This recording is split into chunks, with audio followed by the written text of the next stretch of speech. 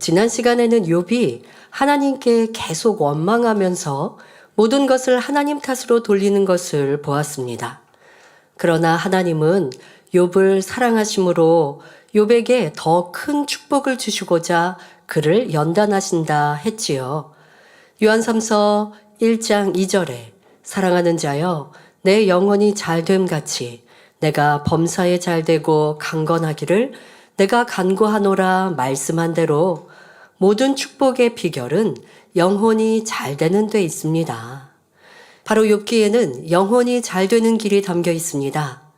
왜 하나님께서 욥을 연단하셔야 했는지, 욥은 어떻게 이 연단을 통해 갑절의 축복을 받을 수 있었는지를 깨달으면 인생의 모든 해답을 얻을 수 있습니다.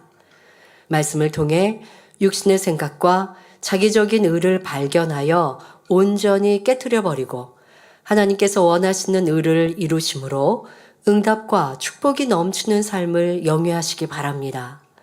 본문을 보면 욥은 하나님을 너무나 나쁜 하나님으로 표현하고 있습니다. 욥기 30장 21절에 주께서 돌이켜 내게 잔혹히 하시고 완력으로 나를 핍박하시오며 말합니다.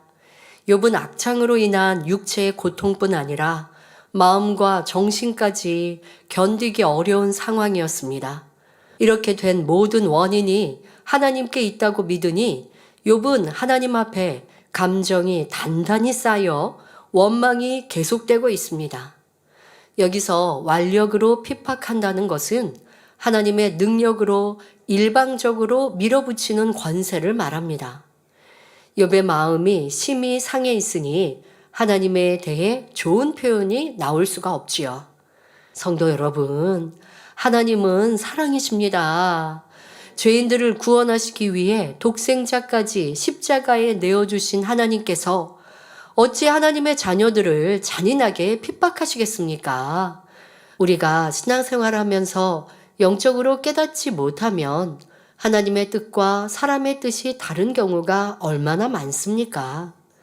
욥 또한 육신의 생각에 가려서 하나님의 마음을 알지 못하였으며 하나님의 하시는 일이 자기 생각에 맞지 않았기에 답답할 수밖에 없었습니다. 진리와 비진리가 서로 맞지 않는 것처럼 하나님의 생각과 육의 사람의 생각이 맞지 않는 것은 당연합니다. 그래서 하나님께서는 순종이 제사보다 낫다고 하시며 사람의 생각에 맞추는 것이 아니라 하나님 말씀에 순종할 것을 말씀하셨습니다. 성경을 보면 사람이 자기 생각에 맞추지 않고 하나님 말씀에 무조건 순종할 때 크게 응답받고 영광 돌린 경우가 참으로 많습니다.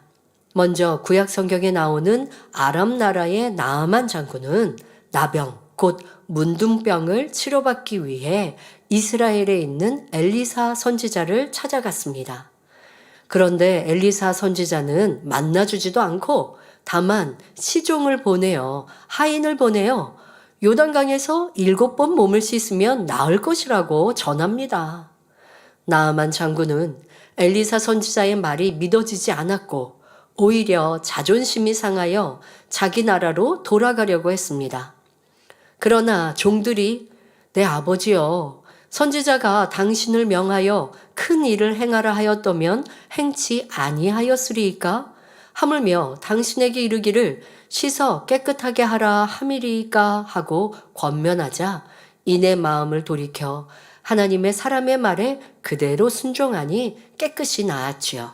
이처럼 하나님의 말씀이 자신의 생각에 맞지 않는다 해도 순종했을 때 기적의 역사가 나타나는 것입니다.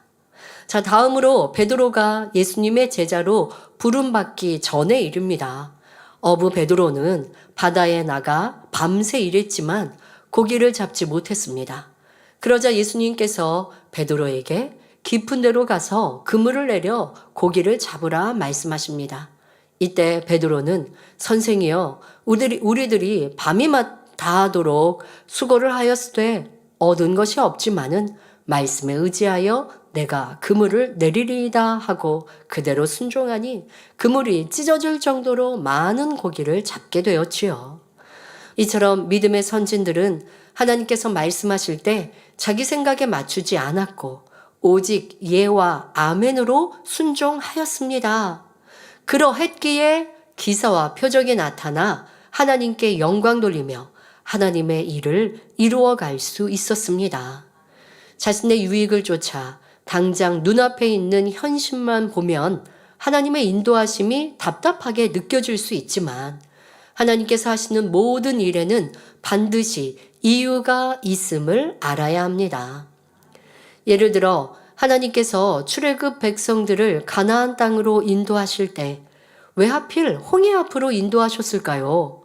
출애굽기 14장 31절을 보면 이스라엘이 여호와께서 애굽 사람들에게 베푸신 큰 일을 보았으므로 백성이 여호와를 경외하며 여호와와 그 종 모세를 믿었더라 기록하고 있습니다. 자, 그러면 이스라엘 백성은 어떻게 했을까요? 하나님의 능력으로 홍해를 갈라주신 후에는 순종하고 하나님의 뜻을 바라고 모든 것을 믿어드렸으면 출애굽 1세대가 가나안 땅에 들어갔을 텐데 그래야지 않더라는 것이죠. 그러니 하나님께서도 가나안 땅으로 곧장 인도해 주신 것이 아니라 광야에서 40년이라는 시간을 보내게 하실 수밖에 없었습니다. 왜 그랬을까요? 하나님께서는 사람의 마음을 너무나 잘 아시기 때문입니다. 자, 그러니 곧바로 가나안 땅으로 들이지 않으시고 참 마음과 영적인 믿음을 가지도록 광야 연단의 시간 동안 기회를 주신 것입니다. 그러나 이들은 끝내 변화되지 않았고 결국 출애굽 1세대 중에 여호수아와 갈렙만 가나안 땅에 들어갈 수 있었지요. 하나님께서는 막상 문제가 해결되면 변개하고 배신하는 마음, 이랬다 저랬다 하는 간사한 마음이 사람에게 있음을 잘 아십니다. 그래서 사람이 원하는 대로 즉시 응답해 주시지 않고 먼저 변화되기를 기다리는 경우가 있는 것입니다. 다윗의 경우를 보아도 사람의 생각과 하나님의 생각이 다른 것을 알 수 있습니다. 소년 다윗은 온 이스라엘 군대가 두려워 떠는 블레셋 장수 골리앗을 물맷돌로 단번에 쓰러뜨렸습니다. 그는 비록 목동이었지만 만군의 여호와의 이름을 의지하는 믿음이 있었기에 적장과 담대히 맞서 승리할 수 있었습니다. 이렇게 믿음이 좋은 다윗이었기에 하나님께서는 그를 왕으로 세우시기 위해 사무엘 선지자를 보내 기름을 붓게 하셨지요. 자, 그런데 다윗은 이렇게 기름을 붓고 난 후 왕위에 오르기까지 10여 년의 세월을 사울 왕에게 쫓겨다니며 생명의 위협을 받아야 했습니다. 우리 사람의 생각으로는 하나님께서 다윗에게 기름을 부으셨으면 바로 왕으로 세워주시면 좋을 것 같은데 이렇게 고생의 세월을 보내게 하시니 얼마나 답답합니까? 그러나 하나님 편에서 보면 이런 육신의 생각을 하는 인생들이 답답하지요. 다윗에게는 긴 연단의 세월이 축복이었기 때문입니다. 다윗에게 있어 고난은 더 큰 그릇, 온전한 사람으로 나와 훌륭한 왕의 자질을 갖추는 축복의 도약되었던 것입니다. 이처럼 사람의 생각과 하나님의 생각은 다릅니다. 이어지는 본문을 보면 욥은 하나님께서 자기를 얼마나 무자비하게 대하셨는지를 비유들어 설명합니다. 욥기 30장 22절에 나를 바람 위에 들어 얹어 불려가게 하시며 대풍 중에 소멸케 하시나이다 합니다. 약한 바람은 가벼운 것을 휩쓸어 가지만 거센 바람은 큰 나무를 뿌리채 뽑고 건물을 무너뜨리기도 합니다. 욥은 이런 자연현상을 비유들어서 하나님께서 자기를 바람에 날려가게 하시고 폭풍에 휩쓸려 소멸케 하셨다 말하고 있습니다. 이는 자기의 건강, 재산과 명예, 가족과 친구 이 모든 것이 마치 바람에 허물어지는 모래성처럼 송두리째 무너져 갔기 때문입니다. 욥은 영적인 믿음이 없었기 때문에 자신의 처지를 한탄하며 절망의 말을 할 수밖에 없었습니다. 이어지는 본문에 욥기 30장 23절 내가 아나이다 주께서 나를 죽게 하사 모든 생물을 위하여 정한 집으로 끌어가시리이다 말합니다. 욥은 내가 아나이다 했는데 무엇을 안다는 것일까요? 욥은 시험 환란이 오기 전에는 자기 삶은 가치와 보람이 있다고 생각했습니다. 그런데 지금은 일반 생물들과 다름없이 무가치하게 죽어갈 것을 알고 있다는 것입니다. 모든 생물은 정한 이치 속에서 순리를 쫓아가는 것임을 알아야 합니다. 사람의 생각에는 저 사람은 의롭게 살았으니 복받고 장수할 거야 라고 말하지만 오히려 단명하는 경우도 있고, 저 사람은 악하게 살았으니 망하게 될 거야 라고 말하지만 그렇지 않은 경우도 있지요. 모든 것은 하나님의 공의와 사랑의 법칙 안에 있는 것이므로 사람이 함부로 판단하지 말아야 합니다. 그런데 욥은 자신의 길을 잘 아는 것처럼 말하고 있습니다. 우리는 살아가면서 자신에 대해서나 다른 사람에 대해서나 자기 생각 속에 판단하고 결론을 내리는 것이 얼마나 어리석은 일인지를 알아야 하겠습니다. 욥기 30장 24절에 그러나 사람이 넘어질 때에 어찌 손을 펴지 아니하며 재앙을 당할 때에 어찌 도움을 부르짖지 아니하겠느냐 합니다. 사람이 넘어질 때 손을 뻗어 도움을 요청하고 위험에 빠질 때 도와달라고 소리치는 것은 자연스러운 일입니다. 이와 마찬가지로 욥은 자기가 이렇게 어려움을 당하고 있으니 당연히 외칠 수밖에 없고 변명하고 변론하는 것이 타당하다 주장하고 있습니다. 하지만 이는 육적인 사람의 생각이지요. 진리 말씀을 마음의 양식 삼은 사람이라면 욥과 같은 상황에 처한다 해도 억울해하거나 변론하지도 않을 것이고 진리로 자기를 지키며 선으로 악을 이길 것입니다. 이어지는 본문을 보면 욥기 30장 25절에 고생의 날 보내는 자를 위하여 내가 울지 아니하였는가, 빈궁한 자를 위하여 내 마음에 근심하지 아니하였는가 말합니다. 욥은 과거에 빈궁한 자, 고생하는 자, 넘어지는 자, 재앙당하는 자를 위해 눈물 흘리며 가슴 아파했습니다.